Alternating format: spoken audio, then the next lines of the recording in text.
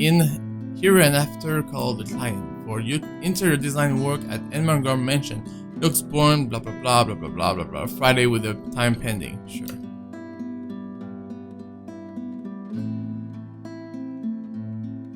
But as I open the mail and see that I've been requested by the client specifically, well, I certainly did not expect that, and it's pretty straightforward too. Anyone else would probably be excited. They would be working with the Anna, right? She's just one of those rich socialites that everybody loves to talk about, no matter how hard I try to tune such nonsense out. It would have been enough for me to reply an affirmative, please, and leave. But he has never pleaded for me to take a project before. We've worked with big personalities in the past, celebrities, bankers, and even a few politicians. My PA had been indifferent about those. So the question bounced about my skull before I spied one of the email attachments. A newspaper clipping from the Luxembourg Daily's business news section posting headline, Right Enterprise donate 2.5 million to refugee. To reread that? Yeah, let's read the paper. At the grand opening of a new Wright Hotel last Wednesday, our local billionaire couple Luke and Hannah Wright announced a donation of 2.5 million to help Luxembourg refugees to keep their services open. Unexpected but certainly welcome. This follows only a month after the couple's previous donation of the same amount to Save the Children UK. One of the largest donations, this amount will help keep the safe house in Luxembourg open for several years. With this money, refugees can keep helping women, children, and victims of domestic violence. There are rumors as well of the charity talking with the couple and looking into building a local center equivalent to the Gaia and Athena locations. These rumors have come to us due to one of the enterprise employees mentioning a project EOS. Interesting. It certainly caused quite a stir back then. Apparently, they had invited businessmen and socialites everywhere in the guise of it being some big business announcement. 2.5 mil and an expensive looking party to boot. These people sure know how to throw their money around. Not that I should be so callous. They're going to do a lot of good and help a community of people with all those pounds.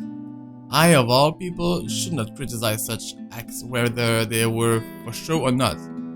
At the very least, I know they'll be able to pay my rates. With the headline out of the way, however, I find myself staring at the picture that came along with the clipping. Because whoa, here I am expecting a sour old woman in a blazer and skirt. But the woman that was plastered on the front page looked like she belongs on the front of the page of the entertainment section, or even, if I am to be crass, as the pin-up for a glamour. Okay, I'll be real here, a men's magazine. She sure knows how to rock that dress. Wait. Hair, eyes, lips, she can't be her. And at the same time, she is her, only several years older. She just look. Oh, come on, Mac. The world is full of pretty blondes. It's just a coincidence. That was weird. With a shake of my head, I snap out of it and reach out for my phone when it buzzes, nearly falling off my chair in the process.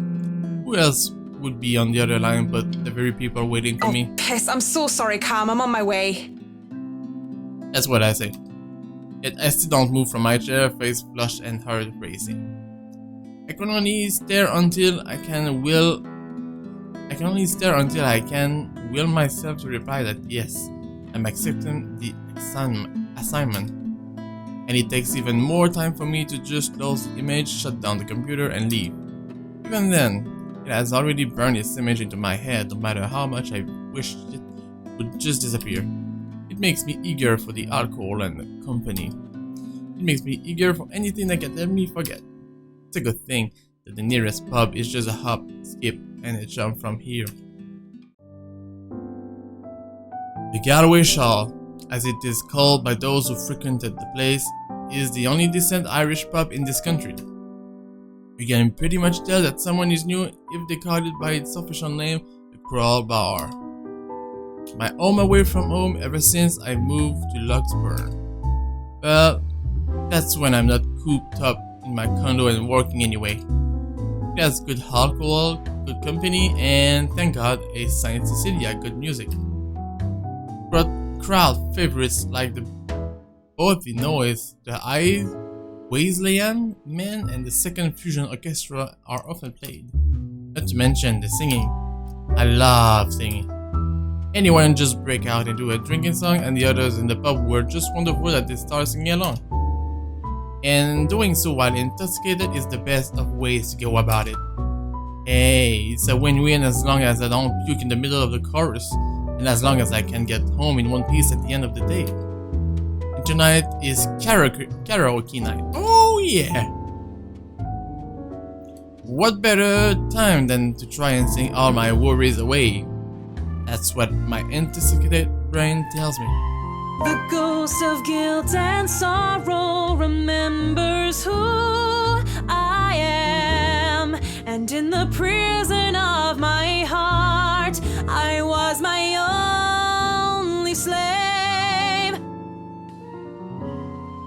I mean, she has a pretty voice, but at least if the background music was fitting with the lyrics, I guess it would be fine, but it's weird right now.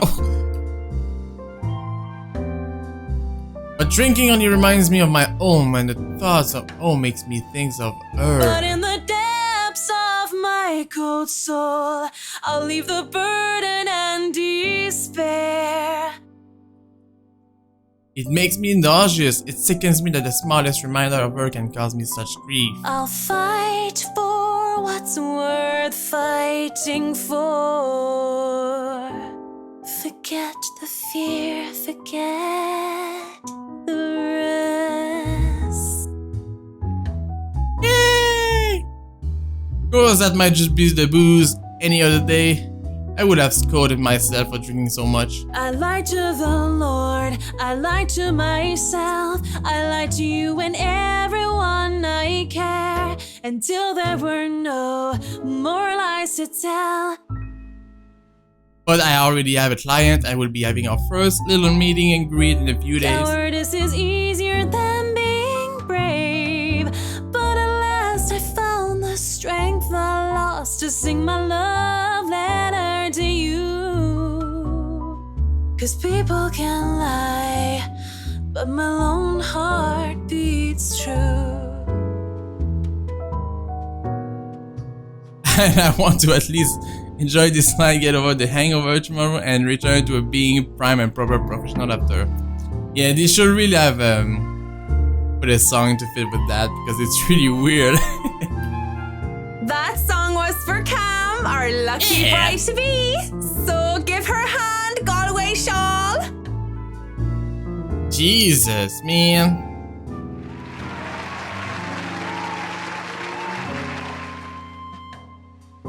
Considering the state I'm in, one can excuse my smug grin as cheers and applause rise among the pub's patrons.